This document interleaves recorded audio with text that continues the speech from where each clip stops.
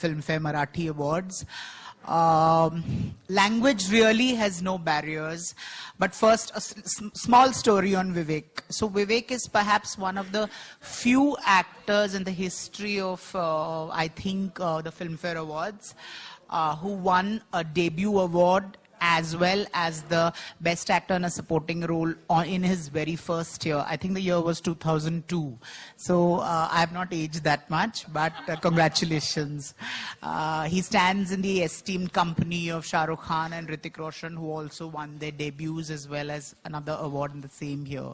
So well done and more power to you. I also feel especially privileged because I think one of Vivek's first interviews was done by me for the Times of India, and we've been family since then. It's been a beautiful association, more ups than downs, and it's been lovely. And today he's a father of 2 kids, he's a prolific actor, and now he's in the business of a lot of things which he himself will tell you about. So thank you so much. And I must say language really has no barriers, and seeing the rapid strides that Marathi cinema has made. I remember we are products of the Doordarshan generation, so we'd wait every Saturday to watch the mandatory Marathi movie Agog. So my understanding of Marathi films came from Pinjra, came from Jait Re Jait, came from all the lovely Dada Kundke films and all of that. And somehow there's been a connection with Marathi cinema, and Marathi cinema is truly global. Without much ado, without much frills, fanfare.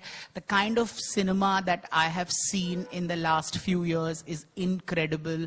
Last year was a great learning experience for me. I mean, I saw films like Notebook, Katyar Kaljat, Court, Killa. I mean, it was just like an entire smorgasbord of great films to watch, not knowing which to choose, which to reject. So it's fantastic, the kind of strides. It reminds me of Bengali cinema in the 70s when, movies made so much impact, and yet everything was so simple and so beautifully said. So more power to Marathi cinema. And Filmfare recognized that excellence must be awarded. We already had the South Awards, the Bollywood Awards, and it just seemed like a natural progression. So thank you guys for making the first installment of the Filmfare Awards of Marathi so successful, and we want your blessings for the next installment as well. Thank you so much. Thank you, Mr. Pillai. May I kindly request Mr. Oberoi to say a few words? Well, it's like a homecoming here today for me. Thank you, Jitesh, for the warm words. Many things have changed in the last 14 years, but the affection, the warmth has only grown, and it's wonderful to feel that every single time I meet with him. Filmfare has always been special. Like Jitesh said, I think it was a dream debut for me. हर एक actor का एक सपना होता है कि वो जो खूबसूरत ब्लैक लेडी है वो उसके घर आए, और मेरे लिए 2002 जब मेरा डेब्यू हुआ 2003 के फिल्म फेयर में, आई वाज फॉर्चुनेट कि 3 कैटेगरीज में best actor, best supporting and best debut मुझे नॉमिनेशन मिला, और 2 खूबसूरत ब्लैक लेडीज मैं अपने साथ घर ले गया उस साल. And it was an incredible experience. I still look at that, and it inspires me to work harder, do better. So I think Filmfare stands for many things. Marathi cinema, मेरा ऐसा मत है, मेरा ऐसा ओपिनियन है कि जिस rapid rate से ग्रो कर रहा है,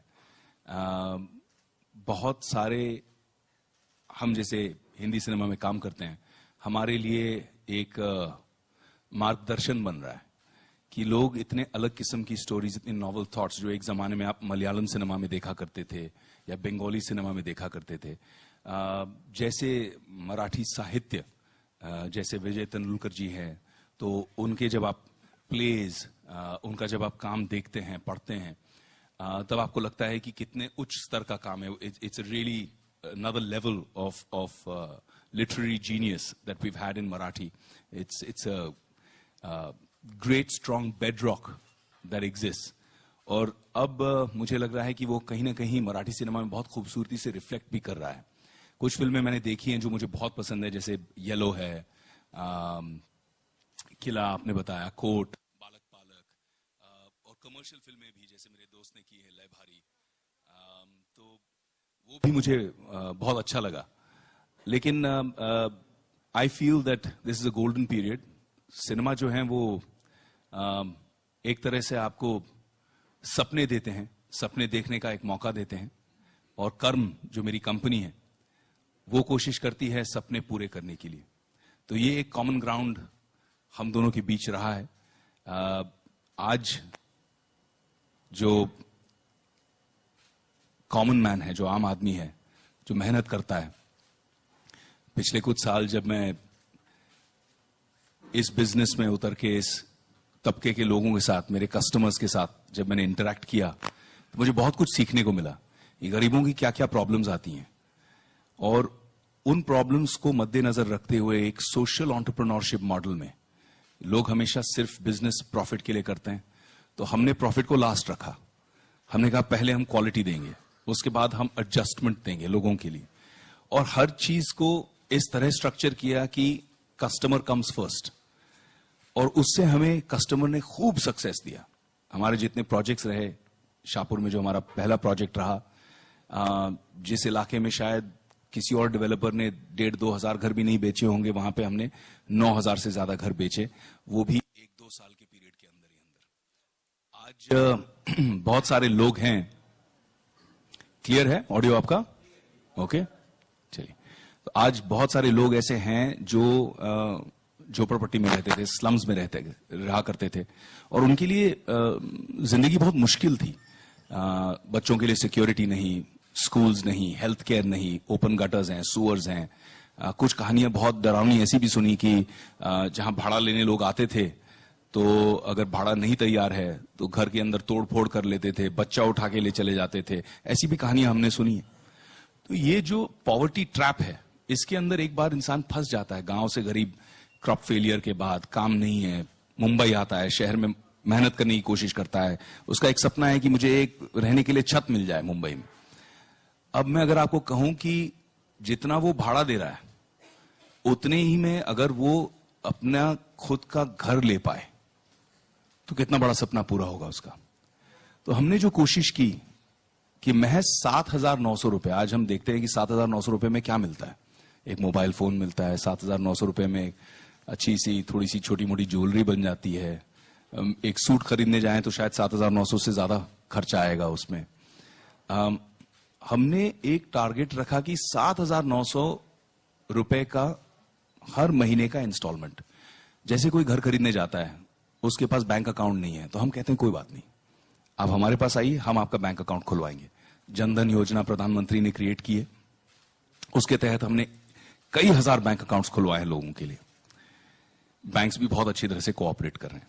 आपके पास डॉक्यूमेंटेशन नहीं है कि भाई मेरी पिछली हिस्ट्री, मैंने टैक्स नहीं भरा है, मुझे घर के लिए लोन कैसे मिलेगा? लोन चाहिए, हम लोन दिलाएंगे. लोन के लिए जब गारंटी की जरूरत पड़ती है कि भाई ये परफॉर्म करेंगे कि नहीं करेंगे, तो इनिशियल जो गारंटीज, जब लोन डिसबर्समेंट होता है, जब कोलैटरल नहीं है आपके पास, तो कोई देने के लिए तैयार नहीं होता है, वो गारंटी हम देते हैं. तो हमारा अनुभव इतना अच्छा रहा. जब हमने ये सिस्टम शुरू किया तो बहुत सारे लोग, हिंदुस्तान में एक चीज बहुत ज्यादा मिलती है और फ्री में मिलती है, वो एडवाइस. बहुत ज्यादा लोगों ने हमें एडवाइस किया कि ये मत करो, क्या कर रहे हो, बहुत नुकसान हो जाएगा, जितना कमाया है सब लॉस हो जाएगा. तो हमने कहा ठीक है, हमारा लॉस होगा, हम देखेंगे. हमारा अनुभव इतना बढ़िया रहा. गरीब इतना ईमानदार है. जब हम एनपीए की बात आजकल पेपरों में तो चली रही है पिछले 6 महीनों में, जब एनपीए की बात कहते हैं, नॉन पेमेंट की जब बात कहते हैं, डिलिंक्वेंसी की जब बात कहते हैं, तो हमारी डिलिंक्वेंसी रेट सिर्फ 1.17% है. यानी कि हर 100 घर में से एक घर ऐसा सिचुएशन में आता है कि वो पेमेंट नहीं कर पाता, और वो भी कभी कभी जेन्युइन कारण की वजह से कि जो ब्रेड अर्नर है, जो अर्निंग मेंबर है, वो बेचारा गुजर गया. उसके लिए भी अभी हमने लाइफ इंश्योरेंस टाई अप किया है. और ऐसा लाइफ इंश्योरेंस टाई अप किया है कि अगर 6 महीने बाद, भगवान न करे बट कमाने वाला गुजर जाए, तो उसकी फैमिली के लिए जो घर है वो घर की जो बाकी की कीमत है, जो रकम है, वो लाइफ इंश्योरेंस एजेंसी पे करेगी। उसका प्रीमियम हमने उसके अंदर इंक्लूड किया, स्ट्रक्चर ऐसे बनाया। तो हमने बहुत सारी ऐसी नॉवल स्कीम्स की। जब हम घर बनाने लगे तो लोगों ने कहा कि यार अगर रिक्शे वाले को घर बेच रहे हो तो स्विमिंग पूल बनाने की क्या जरूरत है। मैंने कहा क्यों, आपके घर के बच्चों को स्विमिंग पूल मिल सकता है, रिक्शे वाले का, हाथ गाड़ी वाले का, उसके बच्चे को स्विमिंग पूल क्यों नहीं मिल सकता, क्यों नहीं। तो और इसका हमें बहुत जबरदस्त रिस्पॉन्स मिला। जिस तरह से हमने एमेनिटीज सोची कि एक low income group housing society के अंदर हाई क्वालिटी बिल्डिंग्स, लिफ्ट्स के साथ में, एल्यूमिनियम फ्रेंच विंडोज के साथ में, खूब रोशनी हो घरों के अंदर, फ्लोरिंग, टाइलिंग। लोग घर बेच देते हैं, नल नहीं बेचते। इतनी चिंदी चोरी भी करते हैं लोग कि यार हम क्यों नल का पैसा दें। अच्छे अच्छे एक एक फिटिंग के साथ में रेडी, आपका जो साधारण जो आपको अच्छे ठीक ठाक किचन बना के, gardens, swimming pool, club house, बच्चे चल के स्कूल जा रहे हैं आपके कंपाउंड के अंदर ही। बहुत सारी चीजें हैं, मेडिकल फैसिलिटीज, ऐसी ऐसी चीजें हमने लाई हैं जिसकी वजह से लोगों की जिंदगियां बदल गई। इसलिए हम हमेशा कर्म के लिए कहते हैं कि हम कर्म सिर्फ घर बनाते नहीं हैं, घर बसाते भी हैं। तो ये एक थॉट प्रोसेस है, एक विचारधारा है। हाँ, इसके अंदर मेरी प्रॉफिट परसेंटेज बहुत कम होती है। मैं जब बड़े बड़े फंड्स से बात करता हूं, बहुत एक्साइट होते हैं, अरे आप इतने वॉल्यूम में घर बना रहे हैं, हम भी इन्वेस्टमेंट करना चाहेंगे। मैंने कहा ठीक है, लेकिन आप नहीं करोगे। कहते क्यों, हम कह रहे हैं हम करना चाहते हैं। मैं कहता हूं नहीं, मैं कह रहा हूं आप नहीं करोगे। जब हम उनको कच्चा चिट्ठा दिखा देते हैं कि भाई सिर्फ इतना प्रॉफिट है, तो बोलते 3 साल में सिर्फ इतना प्रॉफिट, इतने कम प्रॉफिट में आप धंधा क्यों कर रहे हो। तो हम सिर्फ धंधा नहीं कर रहे हैं, हमारे लिए एक सोशल री इंजीनियरिंग है, एक सोशल इंपैक्ट हम क्रिएट कर रहे हैं। बहुत सारी ऐसी औरतें हैं जिनका ये पहला घर बन रहा है। जब पहला घर एक औरत का बनता है तो उसको जो सेंस ऑफ सिक्योरिटी मिलती है कि मेरे बच्चे सेफ हैं। हमारे लोअर तबके में हिंदुस्तान में अभी भी औरत पर बहुत शोषण होता है। हम वुमेन एम्पावरमेंट की बात तो करते हैं, लेकिन अभी भी मर्द दारू पी के पिटाई करता है। अब जब उसका घर है तो हम उसे शक्ति देते हैं और कहते हैं अगर कोई आपको कुछ करे उसे घर से बाहर निकाल करो, क्योंकि ये घर आपका है। आप किसी पे रेंटल के लिए निर्भर नहीं हो, आप किसी और पे निर्भर नहीं हो कि वो मुझे घर से निकाल देगा तो मैं कहां जाऊंगी। ये घर आपका है। ये एक अलग किस्म की सशक्तिकरण है। It's a different level of empowerment. So we are trying to socially re engineer. This is a dream that we share with Filmfare now. An idea was कि फिल्म फेयर मराठी पूरे महाराष्ट्र में लोग देखेंगे और उनको हम जागृत करेंगे कि ये एक ऑप्शन आपके लिए अवेलेबल है। अब हम मुंबई, थाने, केलवे रोड, नागपुर, नासिक, पुणे, ये सारे सेंटर्स में एक्सपैंड कर रहे हैं। जनवरी 27 को हम एक बहुत बड़ा लॉन्च भी करेंगे, जहां पे हम लोगों को और बहुत सारी इंफॉर्मेशन देंगे कहां हमारे प्रोजेक्ट्स आ रहे हैं। और सिंपल है, 7,900 रुपए आप भर रहे हैं 100 महीने तक। Simple, as simple as that. कोई हिडन कॉस्ट नहीं है, कोई हिडन एजेंडाज नहीं है। 7,90,000 का घर बता के 15 लाख में 16 लाख रुपए में हम नहीं बेच रहे हैं। It's as simple as that. उसमें जो इंटरेस्ट का कंपोनेंट्स आ रहे हैं, सबवेंशन के कंपोनेंट्स आ रहे हैं, हमारी कंपनी बेयर करती है, क्योंकि हम actually affordable in the real sense create करना चाहते हैं। So this is something I wanted to share with you about my company. If these lovely panellist bear with me for 2 or 3 minutes more, मैं आपको एक छोटा सा testimonial दिखाना चाहूंगा। I'd like to share it if we can play that testimonial video. ये हमारे actual customers हैं, एक्टर्स नहीं है। एक्चुअल कस्टमर्स हैं जिन्होंने हमारे घर खरीदे और उनकी जिंदगी में क्या बदलाव आया। मराठी में है, नीचे अंग्रेजी में सबटाइटल्स भी हैं, तो if we can play that.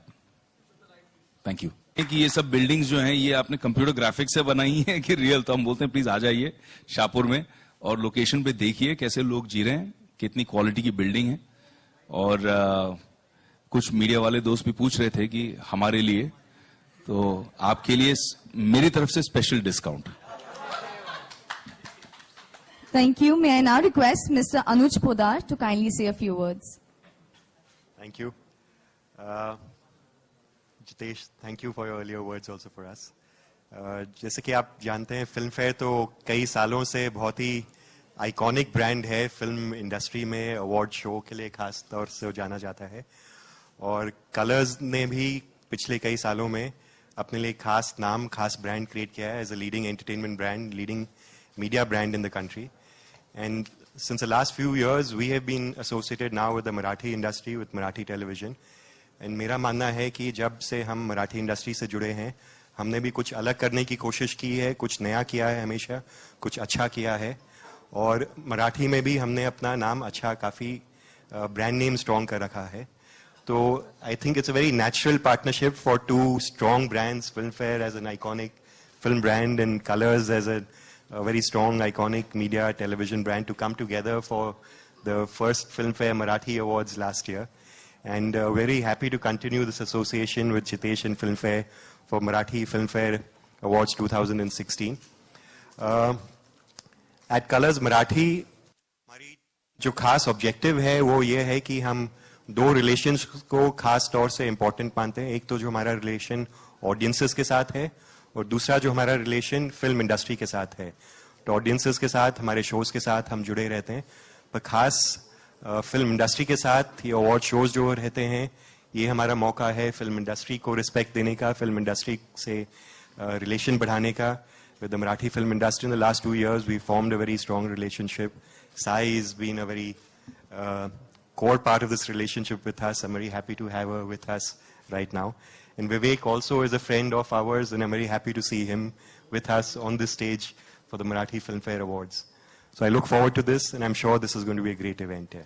Thank you. Sai, yeah, like Sai Bhai, yes. Namaskar, good afternoon. I am thrilled to be here. Last year, मुझे एक सवाल पूछा गया था, आपको कैसे लग रहा है? तो मैंने कहा कि मुझे बहुत अच्छा लग रहा है. ये तो कई साल पहले होना चाहिए था मराठी फिल्म फेयर, पर कोई बात नहीं, अब हो रहा है. So thank you so much for acknowledging the excellence in Marathi film industry. And Marathi film industry over the years has produced a lot of talented actors and actresses, और जिनको ये ऑनर मिलता है जब ये आइकॉनिक फिल्म फेयर की black lady, तब it feels very encouraging. And I am very, very glad to represent my fraternity, my industry today. And I thank you all for being here. And I look forward to this year's film fair with a lot of enthusiasm. And thank you for your kind words, Anuj sir. I am equally excited and privileged to be associated with film fair. Thank you. Thank you, Sai. The very famous film is the turning point in the Marathi film industry, though, as Sai said, you know, am I pronouncing properly? Sai said just right now, you know, Marathi industry have produced talented actors, directors. Do you think Sairat is the one film who's a turning point in terms of, you know, the way people are looking at Marathi films? सही है. Exactly. Yeah, I think Sairat did push the envelope. I think Sairat became a national and then a global phenomenon. And now it's being made into multiple regional languages. So it is a flag bearer of sorts. But I feel that the evolution of Marathi cinema, I think every kind of cinema has its dark ages. And Marathi cinema probably went through that period. I've been exposed to Marathi theatre since I was a college kid. I did a lot of Marathi plays, I attended a lot of contests, competitions, and went and watched a lot of professional Marathi theatre. And always found the level 2 or 3 notches above Hindi theatre. They were always more mature, always deeper subjects that they tackled. I think that has now started to resonate again with Marathi cinema over the last 4 or 5 years. पिछले 4-5 सालों में जिस तरह की variety आई है, जिस तरह के सब्जेक्ट्स आए हैं, everything from time pass to Balak Palak to, the range has been exceptional. Films like Yellow, films like Court, and they've all done really, really well. So I think that is a true celebration of Marathi cinema. But yes, Sairat, I think, has been a great poster boy for Marathi cinema. The envelope, I agree with Vivek. But you know what I feel? Content in Marathi cinema is always the hero. And I would really secretly wish that it remains the same for coming, 100 years or 2000 years, whatever it may be. as long as content is the hero and nobody else, no technician, no actor is overpowering the content, I think any cinema will always make waves that it is supposed to make. How proud moment is for you, somebody like Vivek Oberoi or Maya Dole sitting next to you in supporting Filmfare Award, Marathi film industry? It feels amazing. It feels amazing. As shiny as my dress, it feels. Hi, Ariman Raj here for Vivek.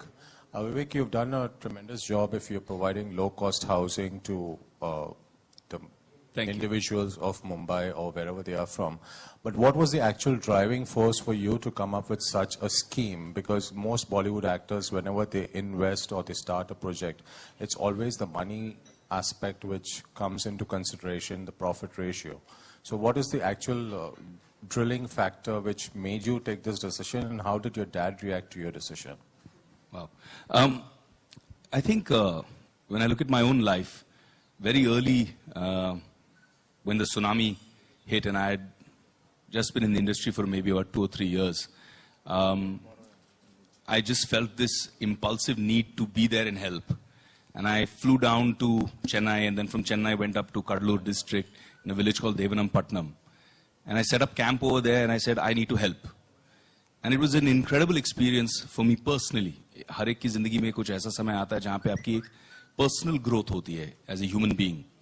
तो मेरे जिंदगी में वो एक बहुत अहम किस्सा था, बहुत अहम एपिसोड था. Because I would just reach out to people on a basis of humanity, and I had thousands of students जिनकी खुद के घर में प्रॉब्लम्स थी, जिनकी खुद के एग्जाम्स थे उस समय. They had to prepare for their exams coming up in the next quarter. उन्होंने सब कुछ छोड़कर वॉलंटियर बेसिस पे आकर मेरी मदद की. और हम जब साथ मिले तो we started, doing a lot of relief work for thousands and thousands of families. And then after relief, I stayed there for 6 months for rehabilitation, to rebuild those villages. During that period, what I realized is, instead of doing it like a mom and pop shop, I picked up a phone and called up some of the best developers, planners, architects who were doing these huge luxury golf villas in Bangalore. And the response I got was phenomenal. I said, ki dekho, mere paas paise nahi hai dene ke liye. But I want to build quality homes for these people. Every penny that comes should go into these homes. I can't pay, but if you do this as a service, aap jahan bologe main khade reh ke aapki tareef karunga. I'll endorse you. And they agreed, funnily enough. And that's when I realized that when you plan well, you can build quality homes. The biggest impact of this in my life, an episode that happened, was when I'm now the ambassador for Habitat for Humanity. And I was in Delhi doing a housing conference. And suddenly, somebody put a hand up, stood up in the crowd quite emotionally and said, Vivek Anna. Now I was in Delhi. Vivek Anna is really not a Delhi word. So I couldn't put the two together, and he says, I want to say something. And he was quite emotional. The organizers were trying to stop him. He came up to the stage. He gave me a hug. He had tears in his eyes. He says, I'm from Kadalur. I'm from Devanampatnam village. I grew up the last 10 years in a house you built for me. Today I work here in Delhi. I just came here to say that. But to me, that to me was the greatest award that I could ever receive. That to me is a legacy. With all due respect, when we win our awards, we put them on a shelf. We see them every once in a while. But this experience, to me, was beyond any award. So a lot of these things have gone into motivating me. I've tried to do a lot of things. I work a lot for the education and empowerment of the girl child. We run 3 schools in Vrindavan. We have now almost 2,300 girls that we give free food, free education, free health care to. And I've seen the evolution. I've seen them change. But one thing I've realized is that people are stuck in a poverty trap, especially in the city I live in. There's so many slums. And those slums, you can't imagine the life, the stories, the traumas people go through. Just shifting them into a home that has quality, has sense of security, allows them so much more. आज जब बच्चे चल के school जा सकते हैं तो औरतें फ्री हो जाती हैं. औरतें फ्री हो जाती हैं तो वो भी काम करने लग जाती हैं. वो काम करने लग जाती हैं तो एक एडिशनल इनकम आ जाता है. एक एडिशनल इनकम आता है तो वो एक बच्चे को नहीं, 2 बच्चे को, 3 बच्चे को पढ़ाएंगी. So it's a life changer. It has a phenomenal domino effect. And that's the vision with the Prime Minister's vision of housing for all, the government being so supportive, the Chief Minister of Maharashtra being so positive, supportive, and aggressive with this housing for the poor scheme at the bottom of the pyramid, I thought it was the right time, and we're very proud as Karm to achieve such milestones at such a rapid pace. Today we've affected 15,000 lives. That means I have directly been a part, Karm has been a part of affecting 70,000 people and their lives. And yes, as far as my dad is concerned, he's a very proud man. Next Vivek, question. Rakesh here. Question for Vivek- Sai, please. Sai, we saw you in Hunter last time as a Bollywood actor. What is it that actually stops you from doing Bollywood movies? Nothing. Or is it Nothing. that the roles are not too appetizing like the roles you get to portray in Marathi cinema? To be very honest and brutal, I don't want to be a part of any Hindi cinema just for the heck of it. I want my character to mean something. I want that character to change something in myself. And of course, nothing is stopping me. If I'm offered a interesting character, I am very much open doing it. Okay, thank you. Hi Vivek, Rakesh here. आपका initiative बहुत ही अच्छा लगा हमें. Thank you, Rakesh. इसके अलावा हमारे देश में और एक इशू चल रहा है जो 500 और 1000 के नोट बैन कर जो मोदी जी ने जो डिसीजन लिया है. आप मोदी जी से काफी क्लोज है, तो इस बारे में आपका क्या ओपिनियन है?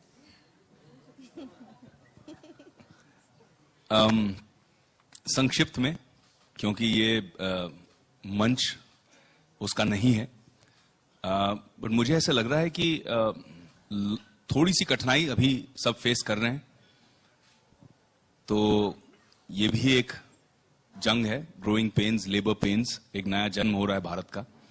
मुझे लग रहा है कि ये जो पैसे अब बैंक्स में डिपॉजिट हो रहे हैं, इससे बहुत फायदा होने वाला है. खासकर जो मैं अपने क्लाइंट्स के बारे में सोचता हूं, जो गरीब तबके के लोग हैं, उनको लोन्स और इजीली मिल जाएंगे. ऑलरेडी बैंक्स की आज न्यूज़पेपर में मैंने पढ़ा कि 1 या 1.5% इंटरेस्ट रेट्स ड्रॉप होने वाले हैं. इससे व्यवहार बढ़ेगा, धंधा बढ़ेगा, धंधा बढ़ेगा तो लोगों को जॉब्स और मिलेंगे. तो आई थिंक इसका जो टोटल इफेक्ट आएगा वो हमको थोड़े समय में दिखेगा. लेकिन हिंदुस्तान अब थोड़ा सा इंस्टेंट नूडल का देश बन गया है. हमको सब कुछ अभी चाहिए, 2 मिनट में रिजल्ट चाहिए. तो वो 2 मिनट की रिजल्ट शायद इतने बड़े काम की नहीं हो पाएगी. मुझे लगता है कि उन्होंने एक बहुत बड़ा गैम्बल लिया है. उन्होंने अपनी एक पॉलिटिकल लेगेसी को दाव पे लगाया है. उनको लगाने की जरूरत नहीं थी. उन्होंने किया क्योंकि वो देश के लिए कुछ अनोखा करना चाहते हैं. मुझे ऐसा लगता है, ये मेरा मत है.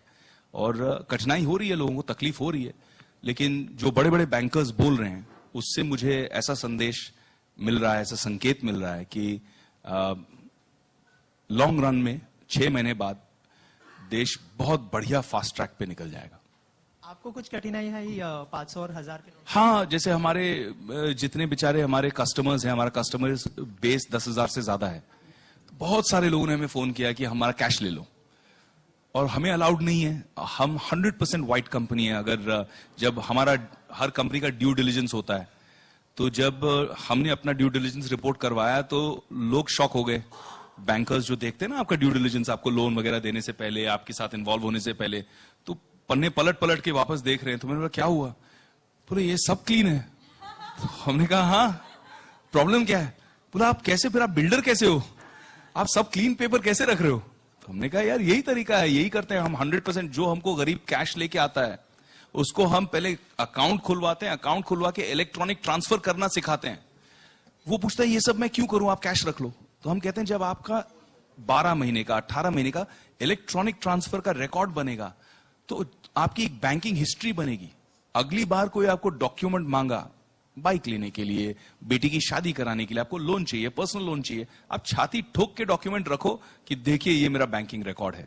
तो हम लोगों को भी एजुकेट करके फाइनेंशियल इंक्लूजन का भी काम कर रहे हैं कि we are bringing people into the financial system. So it's a very holistic social exercise. So here, this is Ravi Nair here from INT. In the last few years, and more specifically in the last 4 years, in regards to the Marathi film industry and the Marathi films, you've seen more specifically in Mumbai, in the city of Mumbai, where we see a lot of non-Marathi speaking and non-Maharashtrians enjoying the Marathi films. Whereas the same has not been the case when it comes to the Marathi viewer and the Marathi film watcher. going to the films and watching it. So there's a reduction there when it comes to Marathi viewer watching it, and an increase in the non-Marathi speaking people watching it. I would like you and Sai to comment on that. I think subtitles play a huge part in this. It's been very recently Marathi films, they have started being subtitled. So subtitles play a huge role. And I think audience, they are constantly looking for something new, something fresh. हम भी अगर घर की दाल चावल रोटी खा के थक जाते तो एक दिन हम ऐसे सोचते हैं कि चलो आज चाइनीज घर पे ही बना लेते हैं या कुछ बाहर से मंगाते हैं. सो ये केस हो सकती है. टेक्निकली स्पीकिंग रिडक्शन है नहीं है, I honestly do not know about it, but we are very glad that subtitles are helping non-Maharashtrians, non-Marathi people to come to the theatre and watch films. And Marathi audience also, I think, ऐसा नहीं है कि मराठी लोग ही अपनी film नहीं देखने जाते. Of course उन्हें थोड़ा पुश करना पड़ता है. हर किसी को, इंसान को पुश, हर इंसान को पुश की जरूरत होती है, ऐसा मुझे लगता है. But I think every industry, चाहे वो बॉलीवुड हो या मराठी हो, लोग फिल्में तो देखते हैं. मतलब फिल्में हमारी जीवन का अविभाज्य घटक है, ऐसा मुझे लगता है. सो रिडक्शन के बारे में तो पता नहीं, पर subtitles is playing a huge role in involving non-Marathi audience. Hi, Sai, Prerna here. I would like Vivek to comment on that. कोणताही अवॉर्ड सोहळा म्हटला की परफॉर्मन्स कडे सगळ्यांचं लक्ष लागलेलं असतं. तर सईचा परफॉर्मन्स यंदाच्या फिल्मफेअर अवॉर्ड सोहळ्यात पाहायला मिळेल का? I honestly don't know. पण मी स्वतःला सांगितलंय की आधी फिल्मफेअर मिळव आणि मग परफॉर्म कर. So let's see. Hi. One more question for Vivek. Philanthropy, humanitarian grounds, where do you see yourself as being part of the political arena and doing some more good things for the city of Mumbai? You'll make a good politician because you have a lot of spirit with you, which is not... Actually, I apologize. I'm cracking up because this is a question I get asked very, very frequently. But there are decisions you take at a certain crossroad in your life. In 2014, when I was offered to stand for elections for the Lok Sabha, I took a conscious decision that I don't want to go that way. I don't want to be in active politics because active politics does put you in a structure. And as an individual, I like my flexibility, my ability to do whatever I want to do without having to be structured within a party ethos or a thought process or, towing a certain line. I've never been a yes man. So I think it's going to be difficult for me to be a good or a successful politician. I'd rather be a successful humanitarian and philanthropist and an actor. Members of the media, we'll take one last question. Vivek, Mrinmay here from Maharashtra Times. कसे होत आपण? All good. मी तेच म्हणणार होते. Would you like to ever invest time, money or energy in Marathi industry per se? And I would like you to answer in Marathi because... हो, मला मराठी येते पण मला सवय नाही. So I lose confidence when I'm in a public platform. When I'm पण हे व्यासपीठ मराठीचं जास्त आहे. when I'm speaking to my friends, जैसे अभी मेरा भाऊ एक रितेश, तो उसके साथ बैठ के बात करता हूँ तो हम लोग मराठी में बात कर लेते हैं. लेकिन जैसे ही सामने कैमरास, मीडिया पीपल ये सब आ जाते हैं, थोड़ा सा मैं नर्वस हो जाता हूं कि कुछ गलत बोल दूंगा तो आज आप इतनी खूबसूरत लग रही हैं कि मुझे और डर लग रहा है.